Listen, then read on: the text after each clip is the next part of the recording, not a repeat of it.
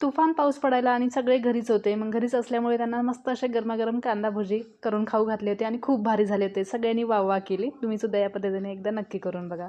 चला तर मग पटकन रेसिपीला सुरुवात करूया. व्हिडिओला लाईक करा आणि यूट्यूब चॅनलला नक्की सबस्क्राईब करा. इथं मी 5 ते 6 कांदे घेतले आहेत. कांदे उभे पातळ असे कापून घेतलेले आहेत आणि एका बाउलमध्ये काढून घेतले. त्याच्यामध्ये चवीप्रमाणे मीठ टाकायचं आहे आणि 15 ते 20 मिनिटासाठी हे कांदे असेच झाकून ठेवून द्यायचे आहेत. तर आता खलबत्त्यामध्ये छोटा अर्धा चमचा ओवा, छोटा अर्धा चमचा जिरं, छोटा 1 चमचा धने हे आपल्याला जाडसर असं वाटून घ्यायचं आहे.